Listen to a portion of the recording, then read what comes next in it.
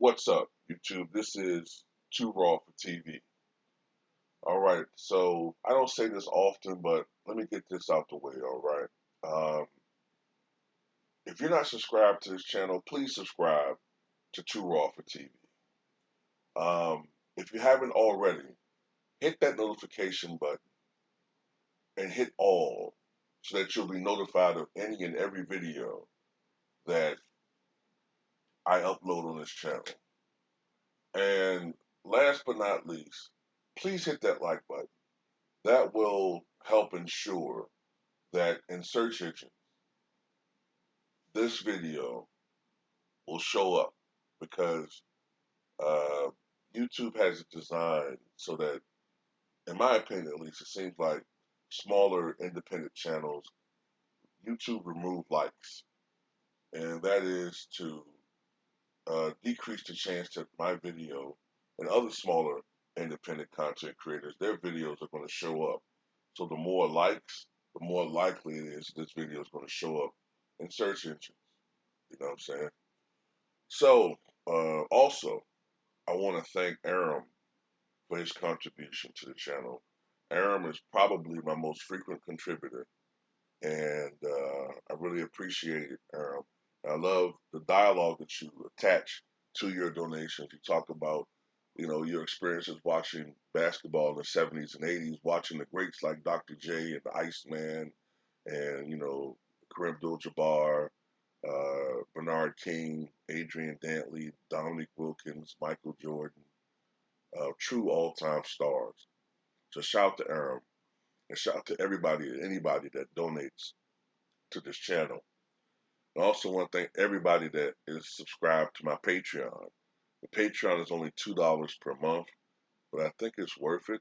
There's over 400 videos on the Patreon, and on the Patreon, I'm going to talk about subjects I can't talk about on YouTube.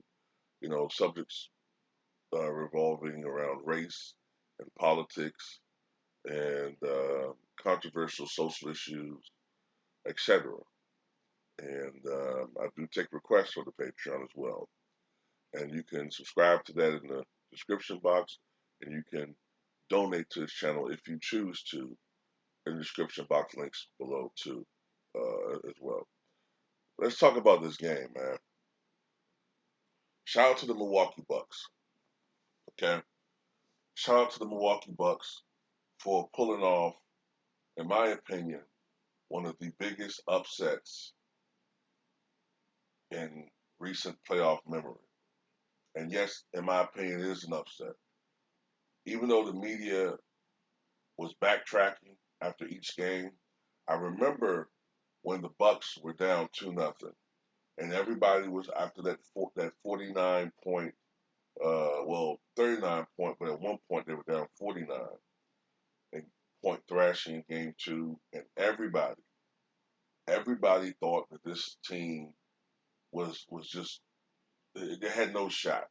Everybody was ridiculing the Bucks and calling the Bucks names and saying ridiculous shit like the Bucks are the white man's team and all this dumb shit and all of this ridicule, this nonsensical ridicule of Giannis Antetokounmpo, okay? Just making fun of this guy and making a mockery of him.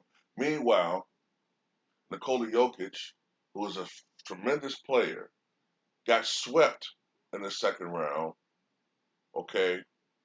Got swept in the second round by the Phoenix Suns, and he escaped all derision. But people love, for some reason, to shit on a guy like Giannis. Okay, everything was Giannis' fault, and the Bucks came back and won games 3 and 4. Okay, and you know, people say, okay, yeah, they did what they had to do, but the Nets are still going to win this series.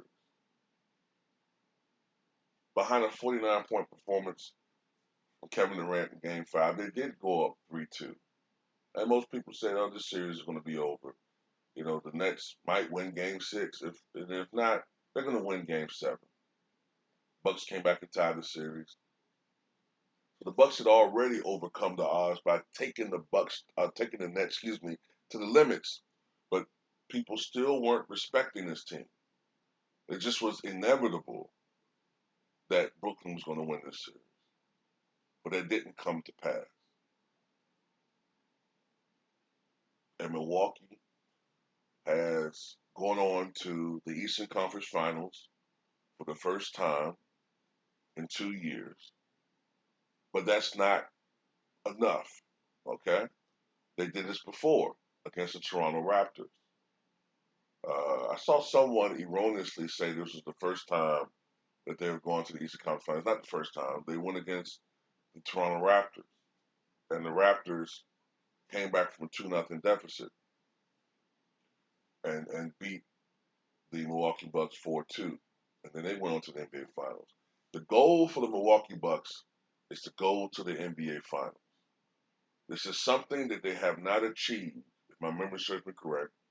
The last time they went to the NBA Finals was 1974, okay, when they played the Boston Celtics and played them, I think, to 7 games. I think that was the spread in that series. So they haven't been to an NBA Finals in 47 years. And incidentally, I want to say something. A lot of people might say, Mike, you're supposed to be a Bulls fan, right? Yeah, I am a Bulls fan. I am. But the Bulls have been so atrocious for so long and not making the playoffs. I've gone on like to just look for a team that's out there that I'm that nobody really cares about. No, nobody really has on their radar. And that was the Milwaukee Bucks about 4 or 5 years ago, right? And I looked at Giannis, and I thought that was a really good up and coming player. I think he was a good kid. He's a throwback player, and nobody really was talking much about him. And I was one of the first ones on YouTube to do videos about Giannis Antetokounmpo. And most people were like, he's from Milwaukee. The Bucks, they ain't shit. They're never gonna be shit. But that's why I always root for the underdog. Okay, I always root for the underdog. Yes, I'm a Chicago Bulls fan. You might say, well, you're an underdog. Why are you rooting for the Bulls? Well, I started rooting for the Bulls back when in 1990. Now, they were a really good team, but people were shitting on them because the Pistons had their number. But I knew that the Bulls were up and coming and that eventually they were going to break through. You know why? In hindsight, when you look at the Bulls, they took the Pistons to the limit in 1990. Took them to game 7. And they lost that game. They lost it pretty bad. They lost by 19, 93-74. But if you look at everybody except for Jordan in that game, they shot something like a combined 11 of 57 from the floor, including B.J. Armstrong coming on the bench. If Mike had a little bit of help from, say, Scottie Pippen or Horace Grant, B.J., the Bulls would have won that game. Meanwhile, Portland, who if you look at the roster, had a more stacked team than Chicago, lost in 5 to the Detroit Pistons. The Bulls knew Detroit, and they were capable of beating them, but the Pistons were mentally tougher, and that was the difference between the two. But that changed the next year. So I was rooting for Chicago because everybody was talking about Jordan, and he's never going to be as great as Larry and Michael Magic, and he can't a scoring champion can't win a championship. All that bullshit. Right? I rooted for Mike Tyson, but I rooted for him more when he went to prison. I rooted for him more. And there was a lot of heartbreak in rooting for Mike because he let you down a lot. You know what I'm saying? But when he came back and came out of prison and he beat uh, Frank Bruno for that version of the heavyweight title, it was elation. You know, Buffalo Bills, I root for them because they were the underdogs. Everybody hated them. And it's been heartbreak and heartbreak rooting for them. It's not always sweet. It's not always a movie ending. It's not always cinematic. Uh, but you still root for this team because you love them. You know what I'm saying? I've always tried to go for the underdog. I used to be a little bit of a Red Sox fan because nobody respected them and they were cursed and all that. I was drawn to the Chicago Cubs because of their supposed curse, you know, as far as like rooted for them a little bit. So the Milwaukee Bucks, when you look at this team and you look at their history, they were the best team in the '80s not to make it to the NBA Finals in that decade. But everybody always deride the Bucks and make fun of them. And because their memories go back to the '90s when they weren't really good, people just think Bucks and they think, oh, this team sucks. You know, oh, this team ain't shit and all that. You know, but Giannis Antetokounmpo, as I said before, he was going to help turn around people's perception of the Milwaukee Bucks. And now, hopefully, finally, it's starting to sink in to NBA fans that maybe this Bucks team actually is pretty good. Because I think they're damn good. If you beat this team, you have to be fucking good. Okay? Even without Kyrie Irving. And I don't want to hear the injury excuse from people because the LA Lakers were out AD. Okay? And even in the first round with the Nets, okay, the Celtics didn't have Jalen Brown. Maybe if they had Jalen Brown, that series would have been a little bit more competitive. But I have to shout out Kevin Durant. He is the best player in the NBA. Kawhi, when he's healthy, he's very close. But to me, KD is just the most dynamic player in the NBA. And he proved that in this series. Okay. Um, 48 points.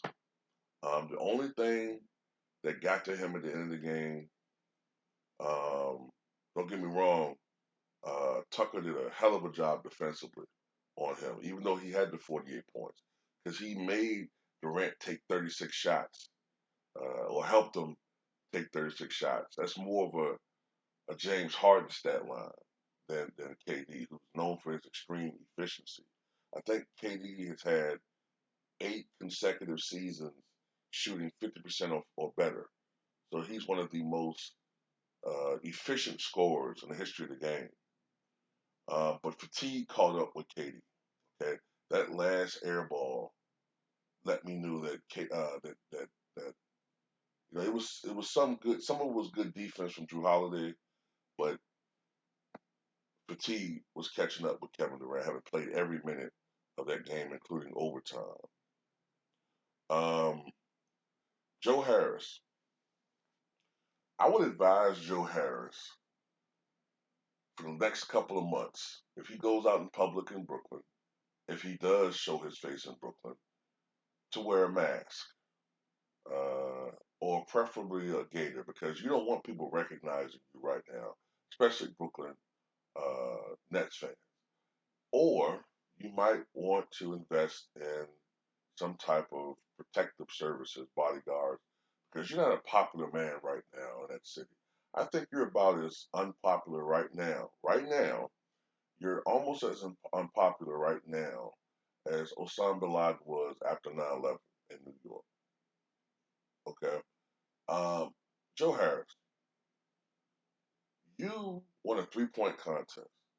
You have been heralded as one of the great all-time 3-point shooters. You have one of the highest 3-point percentages in the history of the NBA. But yet in this series, Joe Harris, you shot 35% from the floor and 33, actually a little bit under 33% from three. As a matter of fact, if you take out games one and games two, it becomes even more pathetic. From games three to game seven, Joe Harris shot 26% from the floor, and he made only 8 of 33 three-point attempts, a woeful 24%. Okay, um, it's not like these shots were all like were contested threes. Uh, that 3-point attempt that he shot I had, John Paxson flashbacks, except for I would have been on the other side of it when Kevin Durant drove to the basket and Brook Lopez swatted it. I think it went to Bowen, and then Bowen swung it immediately to Joe Harris, who was wide open, and he bricked it horribly. I I said, "Oh my God, he's wide open." And when he bricked it horribly, I was shocked. Um, I don't know. That's why I always say, man, percentages and all this type shit, man. A lot of times that shit is overrated.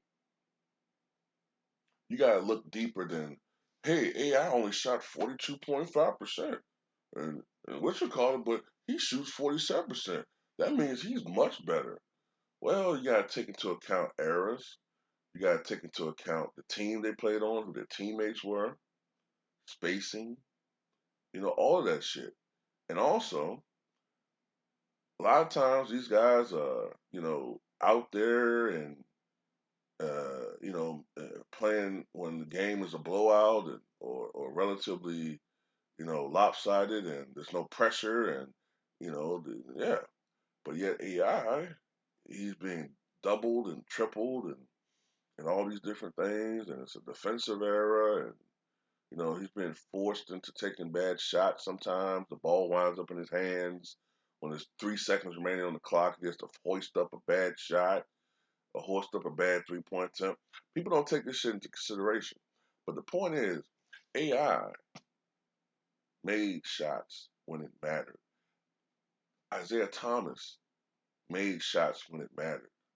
Joe Harris, this really went against his legacy. But the person whose legacy was really hurt tonight, well, last night, is James Harden. Once again, James Harden showed that when you need him the most, I don't want to hear a motherfucking thing about that leg. Because if he came out there and played, he was healthy enough to play, God damn it. I didn't see really much effects of of that thigh injury, okay, or hamstring, you know. But I want to say this once again: when a team needs him to give him his most, James Harden gives you his least. Where are all these 50-point triple doubles, 60-point triple doubles when you need him? Now, I get it. KD is there. He's not going to get that type of productivity. But where are the 30, 35-point triple doubles when you need them? Where are they? In the regular season, oh, it's all right. But once again, and this ain't just something that just started. We can go all the way back to 2012 NBA Finals when he shot 19% from the floor or something like that. I can go way back when he disappeared and was on milk carton in 2016 against the Spurs, or when he tricked it up against a Durant-less Golden State Warriors team 2 years ago. And yes, he had 35, but he should have had 50 because in the fourth quarter he scored a grand total of 4 points and had something like 4 or 5 turnovers. One, he consistently does this in the playoffs, constantly. And there's going to be a separate video about that when it comes to James Harden. Yes, he had 22 points, but most of those were gifts, committing offensive fouls all over the fucking court for being gifted free throws. And they still couldn't get it done because he only shot something like 5 of 18 from the floor. Fuck James Harden, okay? To Milwaukee, Giannis had 40 points, 13 rebounds. He had one of his strongest games when they needed it. Chris Middleton, Drew Holiday, for the most part, they were pissing me off. But Drew Holiday did come through in a stretch late in the game when Milwaukee needed him to put Milwaukee back in the game and give them a slight cushion. Chris Middleton, he hit some timely shots, some big shots down the stretch, especially in the overtime. that mid-range jumper that he hit to give them a 113, I think it was 111 victory. That's the biggest shot Chris Middleton has hit as a Milwaukee Buck. Once again, this team overcame some bad coaching maneuvers uh, by Budenholzer. I think this team will be better off with a better coach.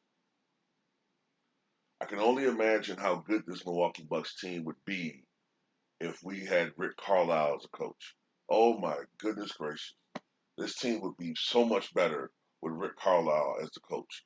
I pray and I beg of the NBA gods to fire Mike Budenholzer and bring in Rick Carlisle as a coach. You know what I'm saying? Mark Jackson, I think it's just, at this point, it's not going to happen. The NBA powers to be, they don't want him as a head coach anymore. But Rick Carlisle is a definite possibility, man. But the Bucks were able to win this game 115, 111. And I just hope now that people can finally look at Milwaukee and see a team that's, look, I know when most of us grew up in the 90s and they were a terrible team, you know. Uh, After 89, 88, they really fell apart as a team. And I know the Glenn Robinson days and the Vin Baker days, and apart from that big three year or two, they haven't been good. The Michael Redd years, I get it. They haven't been a good team, but people have to remember from 1969 to 89, Milwaukee was one of the better teams in the NBA. They won a championship in 1971. They went to the finals in 1974. I think it was the 82 playoffs. They swept the defending champion Boston Celtics 4-0 in the semi. Milwaukee, people laugh and say, "Oh, Jordan lost to the Bulls in '85. Oh, he sucks." But they forget that Milwaukee won 59 games in 1985. They were a really good goddamn team. They were the best team in the 1980s not to win an NBA championship.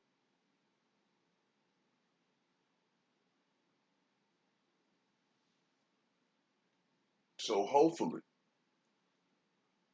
people will start to look at Milwaukee as at least a championship caliber team. Now, the task is not done.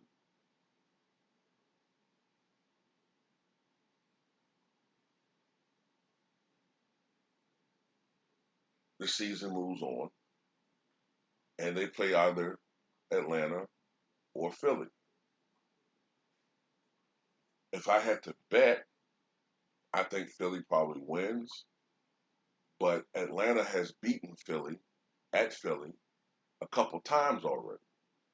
As a matter of fact, it almost seems like Atlanta plays a little better at Philly sometimes. So it remains to be seen who Milwaukee plays. Now, I'm not going to lie. If I had to pick a team, an opponent, it'd be Atlanta.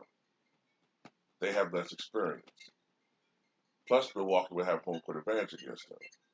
But it remains to be seen. Tell me what you guys think, and congratulations to Milwaukee Bucks on the big upset.